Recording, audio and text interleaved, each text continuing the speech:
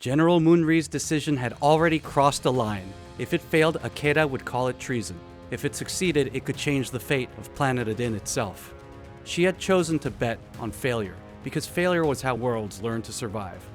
General Moonri offered the rival kingdom Shina something unthinkable, the knowledge to build their own combat walkers, if it would pour resources, manpower, time, and materials into the project. In return, she proposed strict conditions. Built into the blueprints of the machines would shut down if they were ever used against Akedan forces, and their deployment would be bound by treaty. These weapons were meant to face the invaders from beyond, not to settle old rivalries. Privately, General Moonri understood what others would not admit. The kingdoms of Adin could fight each other for centuries and survive, but the alien threat was different. Someday the world would have to stand together as one against them or fall apart alone. And so the kingdom of Shina, in secret, agreed to General Moonri's proposal. She oversaw the construction of Shina's prototype, the Kangdan Titan. Its early trials were brutal. Systems overheated and balance gave way under strain. Shina's leaders nearly abandoned the project more than once because of its repeated failures and complexity, but every time, Moonri refused to stop. Each failure was recorded and studied. Over months of relentless testing and learning, the Kangdan Titan changed. The project development team learned how to make it move under pressure, how to endure the unexpected. After a year, General Moonri returned to Akeda with the Kangdan Titan, completely finished and operational. At first, Akedan forces believed that an alien monster had breached their borders. Alarms rang. But then General Moonri stepped into view beside the towering machine and ordered them to stand down. She explained everything. And so General Moonri and the Kangdan Titan were escorted to King Jeongjo's court under guard. Before the king and his council, a test was declared.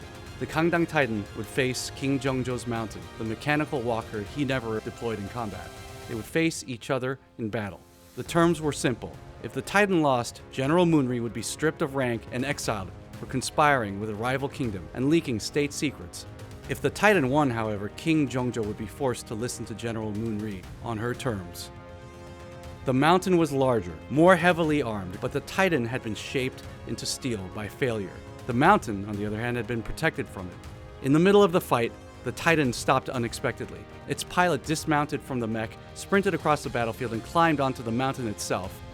The pilot placed a single explosive and disabled a critical leg joint. The mountain collapsed.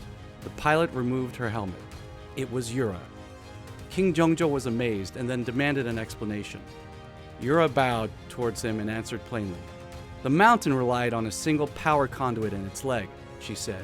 There were no redundancies or backup systems in case of failure. In real combat, that was an invitation to defeat and disaster. If it had been tested, Yura continued, you would have known this.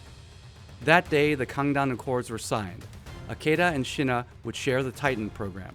Rivals became uneasy partners for the single project, but with their eyes fixed on the greater alien threat. King Jeongjo knew that the kingdom of Rin, their other rival, would protest. Maybe he would have to reach out to them at some point about developing other weapons, or maybe that was a bad idea. But then he paused. He knew he was getting ahead of himself. He thought, one revolution at a time. And with people like General Moonri and Yura at his side, Akeda and all Adin might finally be able to risk becoming something greater in light of the alien threat.